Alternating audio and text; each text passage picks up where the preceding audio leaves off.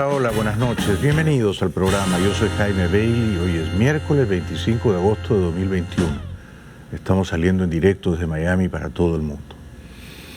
Ni el presidente Biden ni su vicepresidenta Kamala Harris quieren hablar del fiasco en Afganistán, de la rendición, de la caída de Kabul. Biden ha decidido perder la guerra, una guerra que llevaba 20 años, y de paso humillar el prestigio de los Estados Unidos. Pero hoy no quiso hablar al respecto y su vicepresidenta tampoco. ¿Qué hace la señora Harris paseando por el sudeste asiático? Quiero decir por Singapur y por Vietnam en el Air Force 2, cuando debería estar atentamente siguiendo la catástrofe en Afganistán, o cuando debería estar en Afganistán tratando de conjurar la crisis? No me queda claro. Lo cierto es que hoy, con la señora vicepresidenta viajando de Singapur a Hanoi, Vietnam, hubo una crisis de salud, una crisis anómala, extraordinaria de salud. Al parecer, la señora fue atacada o iba a ser atacada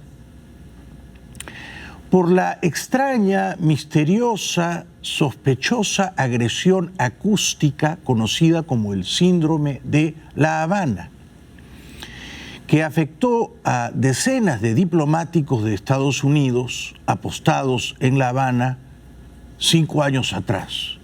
Muchos de ellos quedaron con severos traumatismos cerebrales. Al parecer, la embajada de Estados Unidos en Hanoi fue atacada o iba a ser atacada con esa agresión acústica. ¿Por quién? Bueno, es de presumir por los rusos, ¿no? ¿Y para hacerle daño a quién? Bueno, es de sospechar a la señora Harris. Todo esto provocó una crisis mayúscula en el viaje, por otra parte inexplicable, de la vicepresidenta Harris.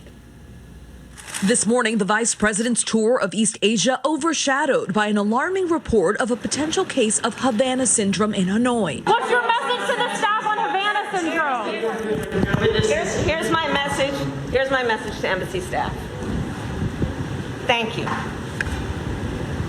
The people who work in our embassies around the world are extraordinary public servants. Harris not directly answering the question, but continuing her visit only after the risks were carefully weighed, according to the White House. There was an assessment done of the safety of the vice president, and there was a decision made that she could continue travel along with her staff. It was not a person traveling in her party or anything along those lines.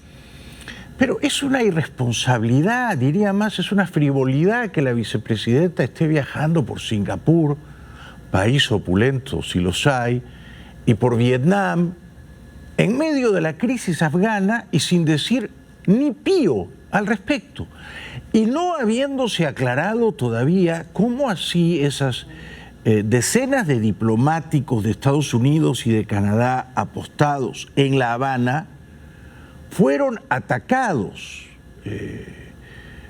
por vías retorcidas, acústicas, que no se han aclarado suficientemente, pero es de suponer que los cubanos y los rusos estuvieron detrás de esa emboscada invisible.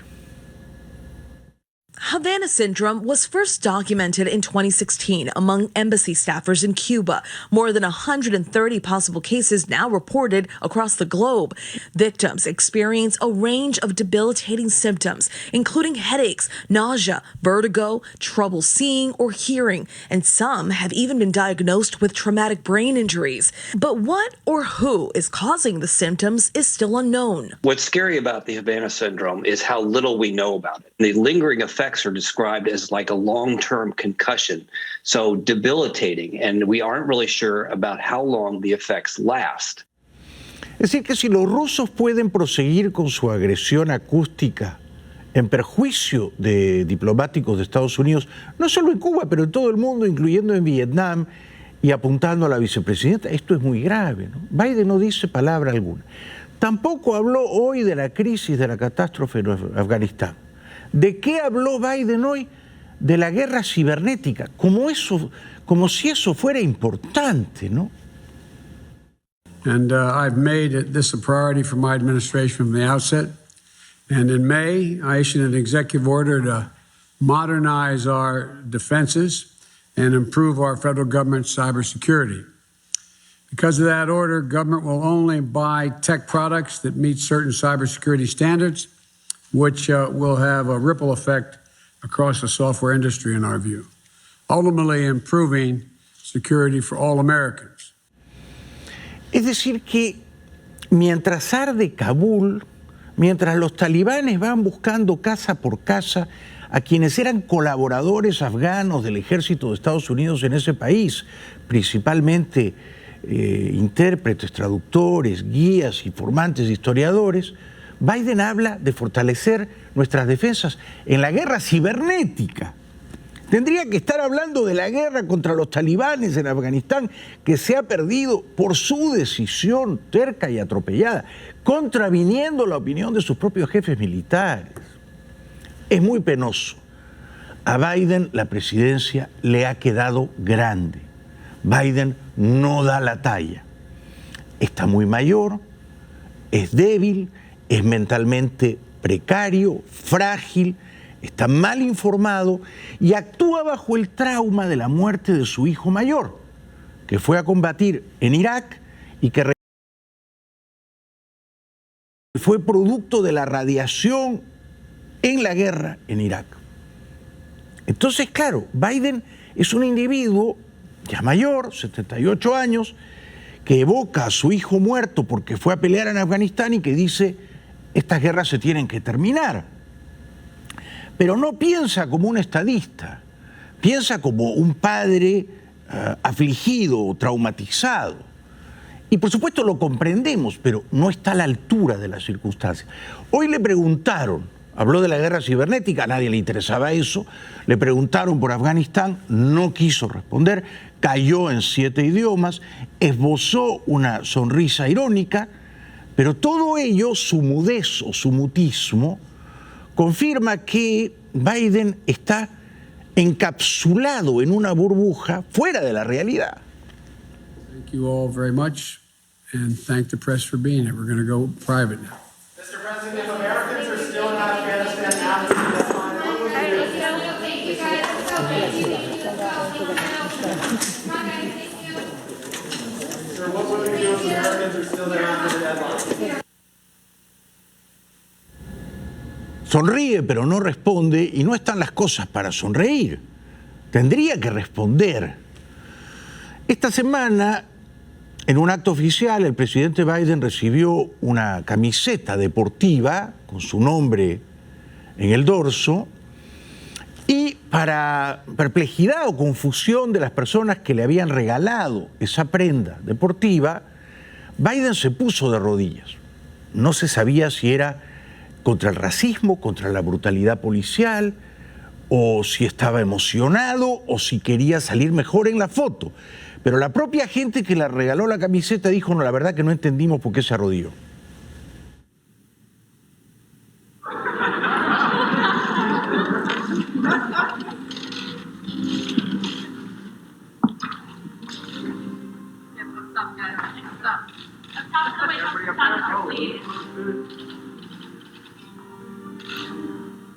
We don't know what happened yesterday.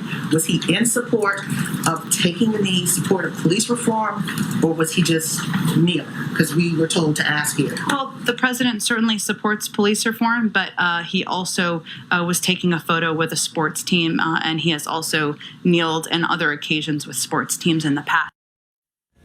Pero nadie a su alrededor entendió por qué el presidente se arrodillaba. Y la gente se reía. Y fue un momento bochornoso, casi diría yo ridículo. Es decir, el presidente de los Estados Unidos, que es el hombre más poderoso del globo, tiene que actuar con cierta gravedad, ¿no? Con cierta majestad. No puede arrodillarse en medio del estupor general, a menos que diga, me voy a arrodillar para abrazar a esta niña. Y entonces la gente entiende y no se ríe, ¿no? Pero la gente se ríe nerviosamente porque no entiende. Y al día siguiente quienes le habían regalado la camiseta seguían sin entenderlo, ¿no? Y es grave. Al presidente de Estados Unidos hay que entenderlo cuando habla y cuando hace gestos dramáticos, como arrodillarse, que además el presidente de Estados Unidos no debería arrodillarse así ante cualquiera, más todavía cuando se ha hincado de rodillas ante nuestros enemigos los talibanes en Afganistán. Quiero recordar que esta guerra no comenzó por culpa de Estados Unidos, comenzó porque nos la declaró Afganistán hace 20 años, ¿no? Perpetraron 4 atentados terroristas aéreos aquí en Estados Unidos, que fueron los más graves en la historia de este país, los más graves actos de guerra cometidos en territorio de Estados Unidos, aún más graves que el ataque pérfido de los japoneses a Pearl Harbor, aún más graves. Esa guerra no la inició entonces el presidente Bush. Bush fue arrastrado a la guerra por los talibanes a los que ahora Biden ha concedido la victoria. On my orders, the United States military has begun strikes against al-Qaeda terrorist training camps and military installations of the Taliban regime in Afghanistan. This war will not be quick, and this war will not be easy. We know this from not only intelligence, but from the history of military conflict in Afghanistan. It's been one of initial success, followed by long years of floundering and ultimate failure. We're not going to repeat that mistake. Bush decía que se había destruido la capacidad operativa, militar, terrorista de los talibanes. Y esto era cierto. We destroyed the Taliban, many terrorists, and the camps where they trained. We continue to help the Afghan people lay roads, restore hospitals, and educate all of their children. And so my message to the people of Afghanistan is take a look at this building. It's a big, solid, permanent structure which should represent the commitment of the United States of America to your liberty.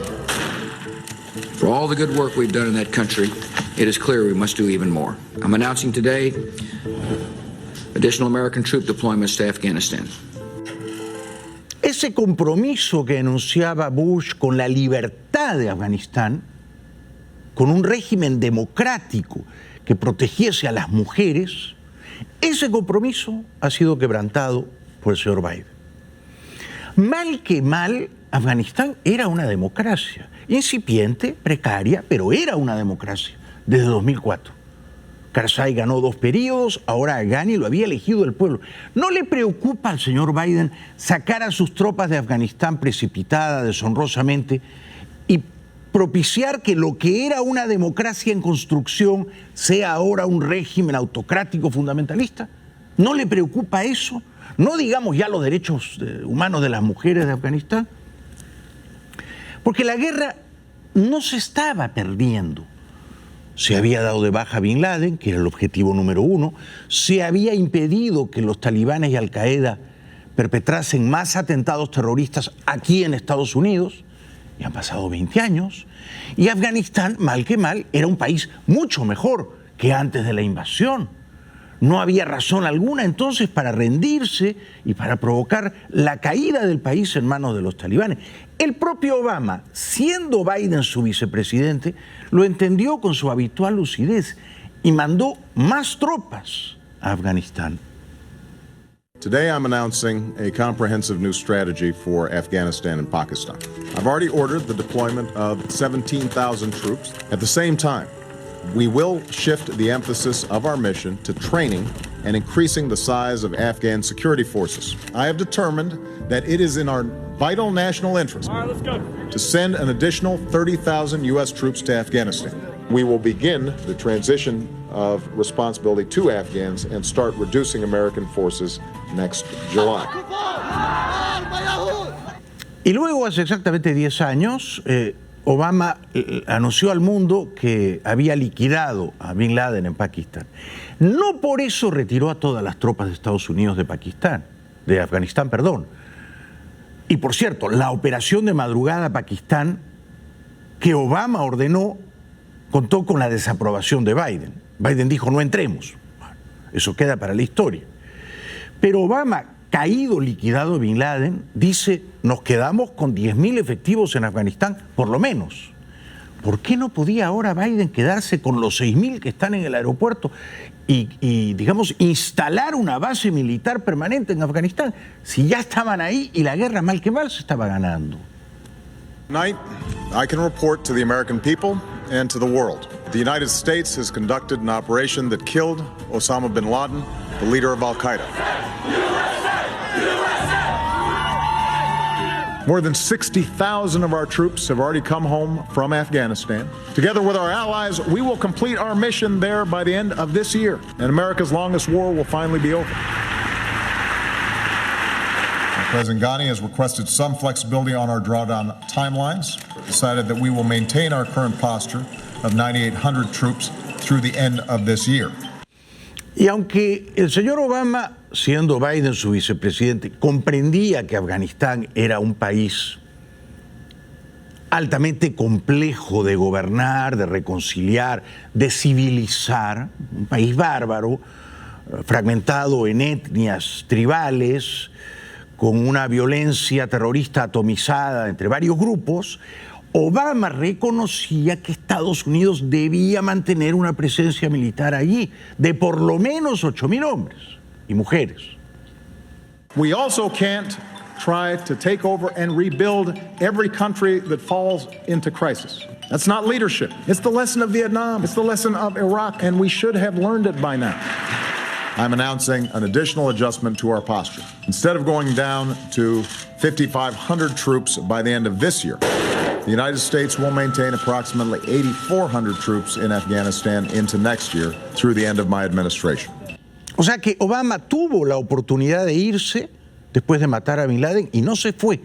No quiso irse, porque nuestros aliados en Afganistán le pedían, por favor, no te vayas. Todo el esfuerzo hercúleo que se ha desplegado, todas las vidas que se han perdido, casi 2.500 estadounidenses, van a resultar en vano. ¿Ah? Entonces hay que quedarse y hay que seguir trabajando para que los talibanes, Al-Qaeda, el ejército islámico, se mantengan a raya, neutralizados en lo posible, ¿no? Trump lo entendía así también. Sin ser un gran estadista ni un experto en política exterior, Trump entendía que si había una retirada de Afganistán tenía que ser gradual, paulatina y que no sumergiera al país en el caos, como ahora. The consequences of a rapid exit are both predictable and unacceptable. We're not fighting a war. If we wanted to fight a war in Afghanistan and win it, I could win that war in a week. I just don't want to kill 10 million people. The Taliban wants to make a deal.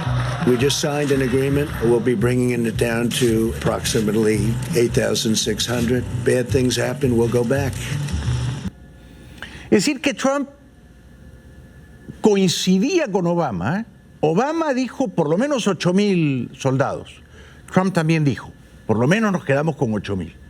Y llega Biden, traumatizado por la muerte de su hijo mayor.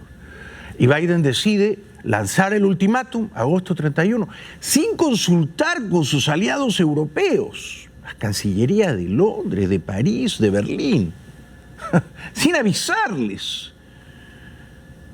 Y luego pasará la historia como el presidente de Estados Unidos aislacionista, que dice: no es inevitable que los talibanes controlen el poder. Es altamente improbable que los talibanes le ganen al ejército afgano. El ejército afgano va a resistir y va a combatir. Ni lo uno ni lo otro. Se rindió en una semana y Kabul cayó en 10 días. The United States will begin our final withdrawal on May 1 of this year. Some Vietnamese veterans see echoes of their experience in this withdrawal in Afghanistan. Do you see any parallels between None whatsoever. Zero. They're not remotely comparable. Is the Taliban takeover of Afghanistan now inevitable? It is not. You have the Afghan troops at 300,000 against something like 75,000 Taliban. It is not inevitable. Pero fue inevitable. Y fue un error de cálculo monumental, histórico, el de Biden. Él pasará a la historia por esto que dijo. El ejército afgano va a aplastar a los talibanes.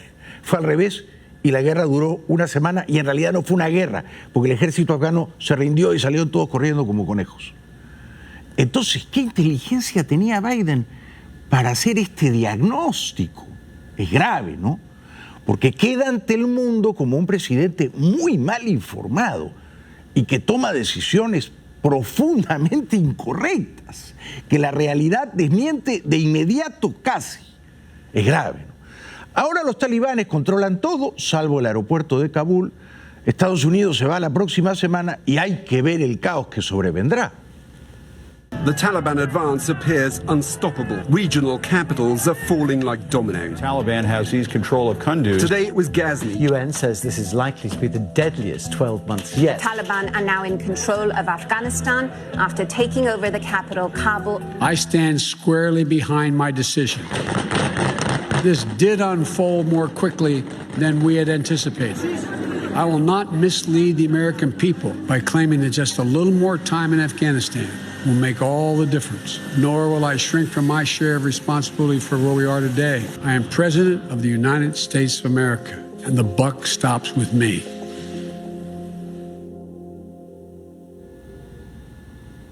Me parece que la presidencia de Estados Unidos le ha quedado grande al señor Biden y la vicepresidencia le ha quedado grande también a la señora Harris. Regresamos después de la pausa.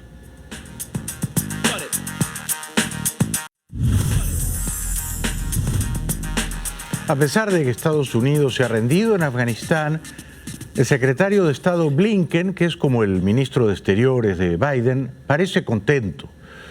Dice que había aproximadamente 6.000 ciudadanos de Estados Unidos en Afganistán, casi todos ellos, entiéndase bien, con doble nacionalidad, o sea, afganos estadounidenses, y que de ellos 4.500 han sido ya evacuados y 500 estarían en vías de evacuación.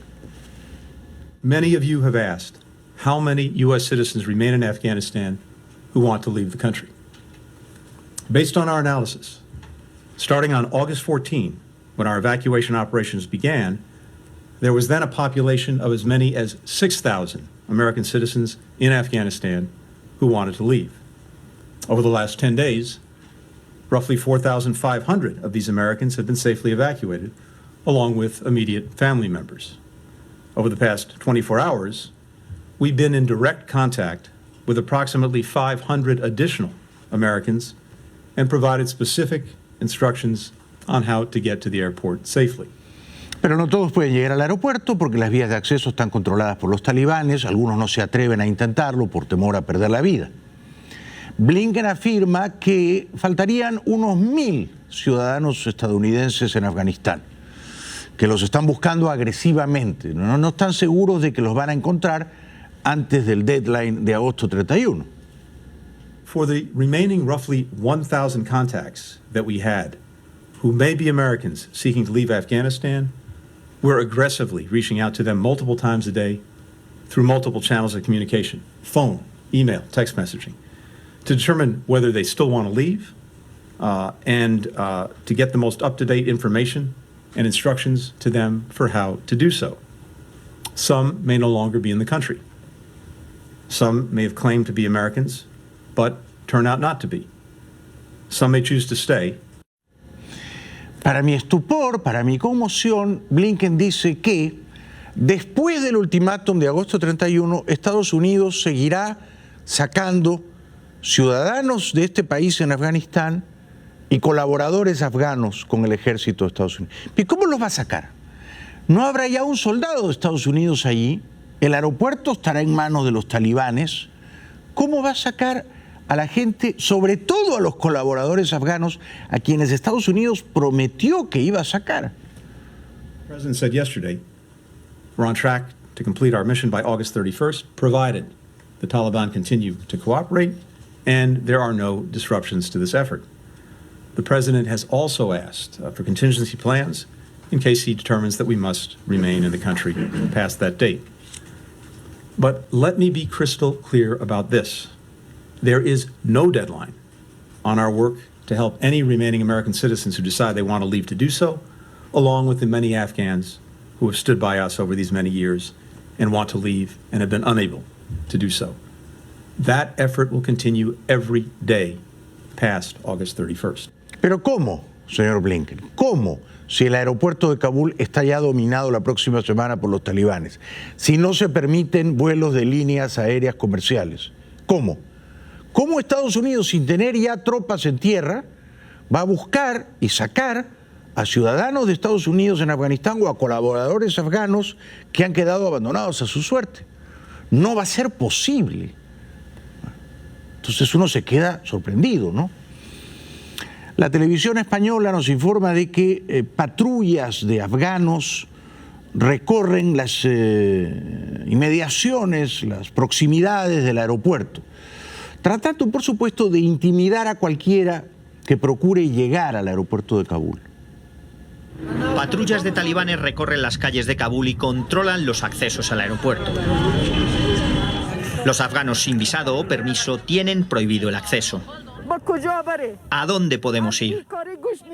¿Qué puedo hacer si mis hijos mueren de hambre o no tienen trabajo?, se pregunta esta mujer. Los que han conseguido llegar se hacinan mientras esperan entrar. Los talibanes insisten en que la fecha límite para la salida de las tropas es el 31 de agosto, incluso para los turcos, a quienes han pedido asistencia técnica para mantener operativo el aeropuerto. Los integristas aseguran que a partir de entonces reanudarán los vuelos comerciales. Eso es lo que prometen los talibanes, ¿no? Que la próxima semana van a reanudar los vuelos comerciales. Hay que ver si lo van a cumplir, ¿no?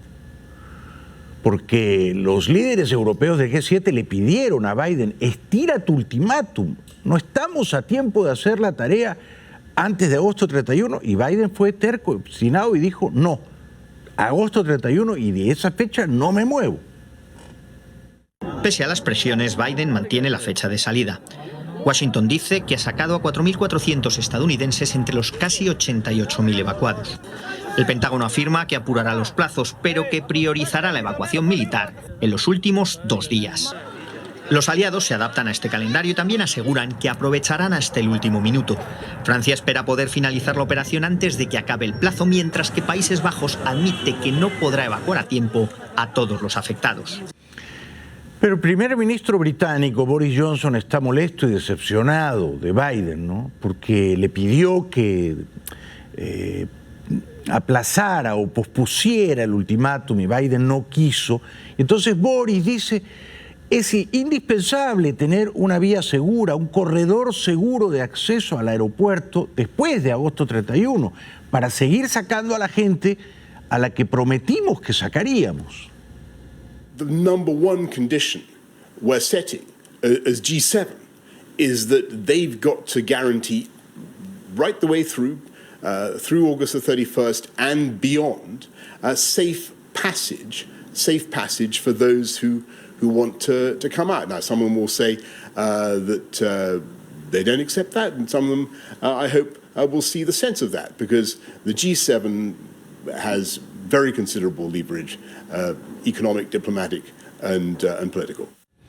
Pero si no hay un corredor seguro ahora, antes del 31 de agosto, ¿lo habrá después del 31 de agosto cuando los talibanes controlen el aeropuerto? Parece altamente improbable. Ahora mismo, afuera del aeropuerto, los afganos están desesperados, adentro también, pero los que están adentro presumen que ya tienen un ticket de salida. Los que ya han llegado a sus alrededores tratan desesperados de acceder al aeropuerto. Cientos de personas permanecen frente a las vallas entre basura y agua estancada y aprovechan cada oportunidad que encuentran, como por ejemplo los rumores de la existencia de una nueva puerta. Mis padres ya salieron de donde estaban y van a la puerta del aeropuerto a ver si tiene suerte de entrar. Y dice que hay una puerta, no sé qué es en South o Este. Pero ahora los talibanes dicen que eso se ha acabado. Hemos bloqueado los caminos de acceso al aeropuerto. Los afganos no están autorizados a usarlos, señala el portavoz talibán. Bueno, está claro, ¿no? Este jefe talibán dice: los afganos no están autorizados a salir. Prohíbe a los afganos, al afgano de a pie promedio, le prohíbe salir del país. En un país libre la gente sale cuando quiere salir, ¿no? Y regresa cuando quiere regresar. Esto no va a ser Afganistán la próxima semana, después de la rendición de Biden, ¿no? Aunque por ahí dicen que van a permitir líneas comerciales de pasajeros, pero clarísimamente ese jefe talibán está diciendo: los afganos no salen. El régimen integrista asegura que permitirá vuelos comerciales tras el fin de la evacuación y frente a las embajadas extranjeras cientos de personas buscan ayuda. El tiempo se agota y con él la tregua para finalizar las evacuaciones. Pero el fin de las evacuaciones de dentro de unos días no debe significar el fin de los esfuerzos para proteger a los afganos que han quedado en una situación de mayor emergencia, ha dicho hoy Merkel. Los talibanes advierten: si se incumple el plazo de retirada sería una clara violación del acuerdo y nuestros dirigentes dirán qué hacer. Esta es la gran pregunta de fuego ahora, ¿no? La próxima semana se fueron todos los soldados de Estados Unidos. Dejaron atrás a un montón de colaboradores afganos a los que no rescataron, los traicionaron. Quizá también a algunos centenares de ciudadanos de Estados Unidos que tienen la doble nacionalidad. ¿Y entonces los talibanes van a mantener abierto el aeropuerto? ¿Ustedes creen que van a mantener abierto el aeropuerto de Kabul? ¿Y van a permitir que los afganos sigan saliendo libremente? Es una ingenuidad pensar eso. Los talibanes aceptaron que los afganos puedan dejar el país luego del 31 de agosto, día de la retirada definitiva de las tropas estadounidenses. Eso afirmó el enviado especial de Alemania en Afganistán a la salida de una reunión en Doha. El diplomático informó que el jefe adjunto de la oficina política de los talibanes en Qatar le aseguró que los afganos que posean documentos válidos seguirán teniendo la posibilidad de viajar en vuelos comerciales después de esa fecha. El país europeo había abordado la necesidad urgente de tener un aeropuerto de Kabul que funcione, como condición previa al trabajo de las ONGs y de los diplomáticos en el país. Es una tomadura de pelo, es un engañamuchachos. Ninguna línea comercial seria va a querer ofrecer servicio al aeropuerto de Kabul, por el amor de Dios. Esto para comenzar. ¿Ustedes creen que British, Lufthansa, Air France van a querer ir a Kabul y arriesgarse a un atentado? En ese sentido. Y luego los talibanes no van a permitir que la población llegue al aeropuerto, no lo van a permitir, los van a matar en las afueras de... Así que no es cierto que los afganos van a poder salir libremente una vez que las tropas de Estados Unidos y sus aliadas europeas se hayan retirado. Una pausa y regresamos enseguida.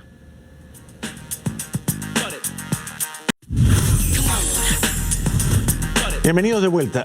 El diario El País de España recoge testimonios de afganos de a pie, ciudadanos de a pie, que están allá, que no pueden salir, que se quedan allá.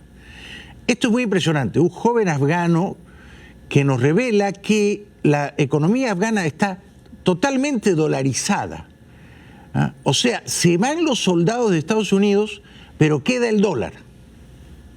بوتلوب دیر شغوانه سلويخ افغاني پورې بوتلوب خرسيږي او خوراک اتلک چپس په پراتی او وريزي خدا پرونی بلوزنی وريزي تازم نه دي په 100 روپے 80 روپے ډالر دی افغاني نه دي دلته ډیر وجد دردونکې ده خولند کیږي ماشومان خولند سول بس د بد حالت ده بيخي سره خپاسي نه څوک څه پښتنه کوي هغه څوک ځاسلان لري بغیر د بیل کی څوک نه لري بیل کی En condiciones miserables, sobre todo las mujeres, ¿no?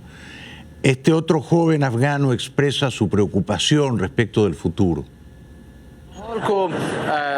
به مردم آسیبی نرساندن تا حال که مردم ازشان آزاری ندیده اما باز هم مردم نگران وضعی هستند که دستهای بیگانه مثل پاکستان و مثل دیگر کشورها در سیاست طالبان آیا دست داره یا نداره و این مردم کمی نگران است. میبینیم مردم و مخصوصا طبقه اوناس یا قشر اوناس اصلا باورش نمیکردم و توف دایی واقعا دایی رهبرای خائن که فروختن مردم و تمام نیروهای امنیتی را فروختن آخر بالاخره فرار کردن. Tiene razón la señora, ¿no? Tiene razón en decir escupo a nuestros líderes que han huido, ¿no?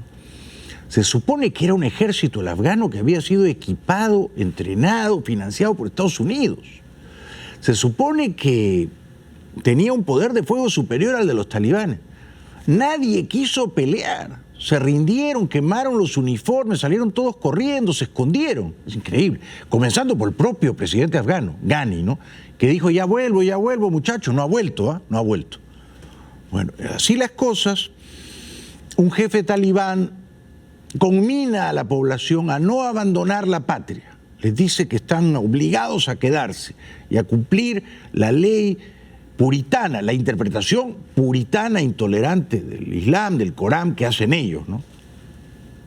از وطن فرار بکنن نه دیگه وطن حیثیت مادر را به ما دارد وطن حیثیت مادر را به ما دارد ان شاء الله العزیز بچهای وطن آمده آل اصلی بچهای وطن آمده سابق خائنین و غداران بود آل اصلی بچهای وطن آمده ان شاء الله از وطن حفاظت میکنن در خدمت وطن و همشیریان ما هستیم شب و روز ان شاء الله العزیز ان شاء الله العزیز اینو وعده میدیم ان شاء الله العزیز چون بزرگان ما گفتن که حکومت تشکیل میشه ان شاء الله العزیز یک حکومت اسلامی یک اداره که قانون اسلام در آن تطبیق شود. No un gobierno de infieles. ¿Quiénes son infieles? Bueno, básicamente los que no son fanáticos religiosos como ellos, ¿no? Los que no los obedecen a ciegas, a pie juntillas. Todos ellos son infieles y todos ellos merecen morir. Comenzando por las mujeres, por supuesto, ¿no? Estos talibanes odian a las mujeres, ¿no? Las odian. No quieren que estudien, no quieren que trabajen, salvo limpiando baños. Este testimonio de un afgano que quiso llevar a su familia al aeropuerto para escapar es profundamente desgarrador. Veamos. مردم آوازام افتاد اعلانم کرد بسیاریا در اینترنت در آمد گفت مردمای بی وضعیت میخواید خارج امی ما همراه خانمم بودم خودم بودم یک خسروریم بود یک بچگکم بود یک دخترکم بود رفتیم در میدان هوایی گفت مردم خارج رای میکنه تذکرهای خدا گرفتیم در میدان دروازه نزدیک شدیم و بسیار حال گفتیم بیا دیگه اگه نصیب ما باشه بریم دیگه نفهمیدیم بیادر قانون نموجه فاید بازی اینه مرام زخمی کرد بچگکم زخمی شد یک دخترکم خانمم شهید شد چه ما تذکرش کنه خود بر اینی از خودم اینی خانمم شهید شده. Trágico, ¿no? Trágico. Él y su familia merecían la libertad o una vida mejor, una vida con la que soñaban, ¿no? Le mataron a su esposa. La vida no vale nada ya en Afganistán porque Biden decidió rendirse y escapar, ¿no? Esto no es retirarse, esto es escapar, ¿no? Hay maneras de retirarse, pero esto es salir corriendo, ¿no? Los que deberían salir corriendo son ellos, los malos, los talibanes, los de Al-Qaeda, los del ejército islámico. Porque Estados Unidos es, o era, ya no estoy seguro, ¿no?, el ejército más poderoso del mundo. Pero resulta que somos nosotros los que salimos escapando. Y habla una jovencita afgana que, por lo visto, posee el coraje que yo no veo o no encuentro en Biden. میبرن مهاجر میبرن دختر افغانی ها کسایی که از طالبان میترسن میبرن باز ما اومدیم ببینیم چی گپ است والا من فکر میکنم دیش طالبش تفاوتی نکرده هیچ فرق هم نکرده و به 25 سال پیش هم یادم نیست چون که ما نبودیم و خرد بودیم و قسمی که مادرم قسم میکنه داخل دکان رفتن نمیتونست خودشان بیرون رفتن نمیتونست سودا خریدن نمیتونستن و زنا مردی بودن که در خانه باید کار میکردن و خلاص و آینده اصلا نمیتونم تصور کنم چون که من 3 روز از وقتی که طالب آمده من خانه هستم و هیچ جایی هم بیرون شده نمیتونم و واقعا هم میترسم و حالا که اینجا آمدیم 1000 تا طالب دیدیم و ساعت وضعیت. Tiene toda la razón la jovencita afgana. Y son millones de mujeres afganas, ¿eh? 18 millones más o menos. Muchas de ellas no van a atreverse a salir de sus casas. Este es el legado que Biden les deja después de 20 años de guerra, de rendición y de fuga. ¿No es Estados Unidos un país comprometido con los derechos humanos? ¿Un faro, una inspiración moral para el mundo? No, ahora Estados Unidos es un país cínico, ¿eh?, egoísta, aislacionista, como era Woodrow Wilson en la Primera Guerra Mundial, ¿no? Decía, yo soy neutral. Venían los submarinos alemanes, le hundían un barco de pasajeros en Lusitania, morían 115 estadounidenses y Wilson decía, no entro a la guerra, soy neutral. Tuvieron que pasar 2 años, entre el hundimiento de Lusitania y otros hundimientos de barcos de pasajeros, con muertes de estadounidenses, para que Wilson entendiera que Estados Unidos no puede aislarse, ensimismarse, mirarse el ombligo. Cuando en otras partes del mundo hay escabechinas, hay carnicerías, hay genocidios, hay matanzas contra las mujeres, lapidándolas en público, Estados Unidos tiene el deber moral de intervenir. Pero Biden no comprende esto y se enrosca, como hacía Wilson en la Primera Guerra Mundial al comienzo, sobre sí mismo. Se hace un ovillo, se mira el ombligo y dice, vamos a ser aislacionistas. Vengan todas las tropas. ¿Y qué van a hacer las tropas aquí en Estados Unidos? ¿Contra quién van a combatir? ¿Qué misión heroica van a perseguir? Ninguna. Van a estar en los cuarteles, leyendo internet y cobrando sus sueldos igual. Este es el ejército que quiere Biden. Ya regresamos.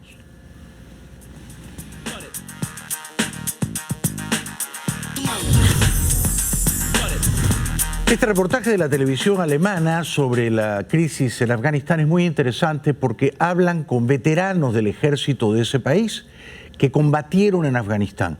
Uno de ellos dice que las fuerzas aliadas en Afganistán subestimaron a los talibanes. ¿Cómo se explican los veteranos de Afganistán el avance de los talibán? ¿Qué falló en la estrategia de la OTAN? Creo que subestimaron a los talibán. Soldados como Robert Müller, retirado del ejército alemán, hablan abiertamente del tema. Este ex paracaidista que luchó contra los talibán desde el comienzo de la guerra lo vio claro desde un principio. No son una banda de aficionados, sino guerreros mujahidín, bien entrenados y curtidos en la batalla. Pueden luchar en sandalias a 20 grados bajo cero y después escapar a pie por el Hindu Kush. Algo difícil incluso para nosotros, soldados con una formación moderna. Guerreros cuyos antepasados derrotaron a los británicos cuando Afganistán era colonia del Imperio Británico y derrotaron a los soviéticos en una larga guerra que duró más de 12 años. O sea que son guerreros feroces los talibanes, feroces. No se van a convertir ahora en intelectuales o en pacifistas. No. Este otro veterano del ejército alemán dice que el problema es que los talibanes son invisibles, son invisibles. Se confunden con la población muy fácilmente y uno no sabe quién es talibán y quién no. Y que además estaban muy bien entrenados. También Rüdiger Hesse sirvió en Afganistán. Como oficial de reconocimiento, observó a los talibán en primera línea del frente. Tenían una ventaja insuperable. Eran invisibles para nosotros. ¿Cómo podías reconocerlos? No puedes suponer que cualquiera con barba sea un talibán. Eso no sirve para diferenciarlos. Además, los extremistas religiosos estaban excelentemente entrenados. Fabricar bombas trampa, por ejemplo, no es algo que aprenden en la mezquita de una aldea de montaña. Detrás de eso se esconden conocimientos adecuados, una buena logística y más.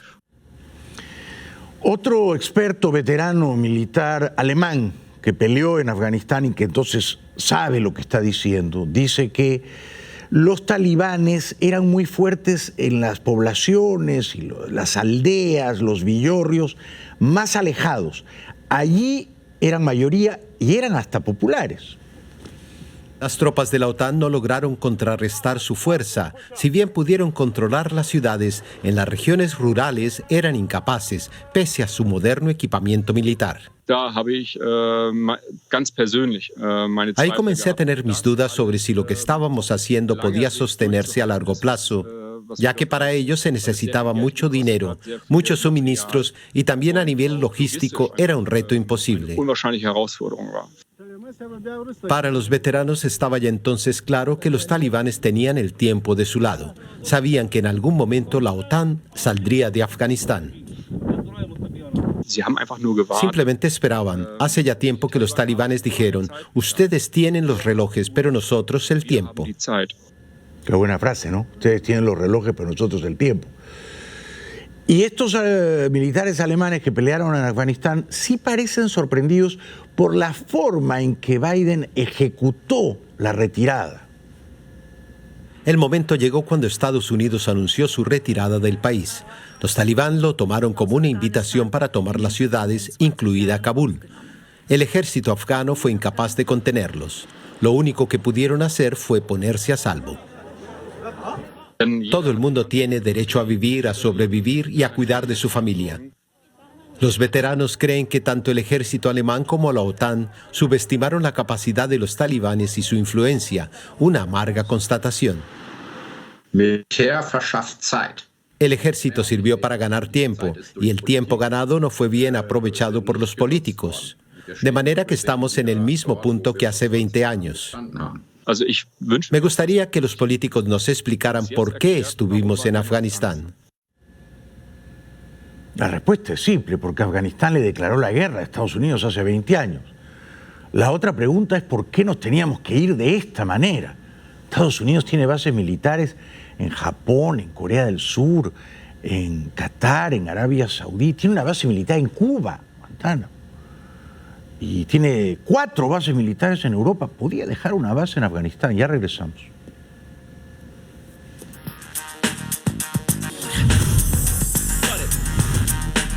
Para terminar, han llegado a México más de un centenar de reporteros que estaban en Afganistán, de periódicos del mundo libre, incluyendo periódicos de Estados Unidos. México recibió el miércoles a un grupo de 124 personas conformado por reporteros que trabajaban en Afganistán y sus familiares. Todos fueron evacuados del país tras el retorno al poder de los talibanes, pues temen que regrese la brutalidad que marcó al régimen que dominó entre 1996 y 2001 y en el que las mujeres perdieron muchos derechos. Quiero expresar mi admiración por estos intrépidos colegas afganos. Durante 20 años ayudaron al mundo a mantenerse informados sobre su país y sobre la guerra más larga de Estados Unidos. Habla el canciller mexicano, Ebrard. México ha decidido apoyar las solicitudes de carácter humanitario, refugio, asilo, visa humanitaria para personas en Afganistán que nos han pedido tener esa condición humanitaria. Y el día de hoy, lo que ustedes están presenciando es la representación de un grupo de más de 130 personas que especialmente estaban trabajando para diferentes medios de comunicación, New York Times y otros medios de comunicación en Afganistán. Esto ha sido todo por hoy. Muchas gracias por acompañarnos. Estamos profundamente agradecidos. Nuestra sintonía tiende a multiplicarse y, por supuesto, hacemos nuestro mayor esfuerzo para estar a la altura de ustedes, de sus expectativas, aquí en los Estados Unidos y en otros países de América donde nos siguen atentamente. Gracias. Seguiremos conspirando mañana. Muy buenas noches.